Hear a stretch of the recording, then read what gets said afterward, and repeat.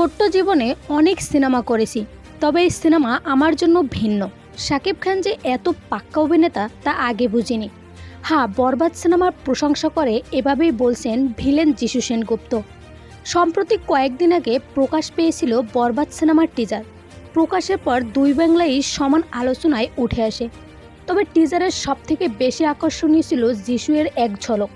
টিজারের এক পর্যায়ে দেখা যায় AK-47 হাতে নিয়ে পুলিশকে গুলি করতে, যা দেখে অনেকেই বলেন তাহলে শাকিব খানের সাথে যিশুর খেলাটা ভালোই জমবে। অন্যদিকে সম্প্রতি এক অনুষ্ঠানে যিশু সেনগুপ্ত বলেন, এর আগে একাধিকবার কথা হয়েছিল বাংলাদেশে কাজ করার, কিন্তু কখনো গল্প পছন্দ হয়নি। তবে এবার শাকিব খানের সাথে বরবাদে কাজ করেছি, যা আমার জন্য নতুন অভিজ্ঞতা। শাকিব খান আসলেই অনেক বড় অভিনেতা, কাজ করার সময় অনেকটাই আন্তরিক ছিল। আশা করি দর্শকরা অনেক বেশি ভালোবাসা দেবে বরবাদকে।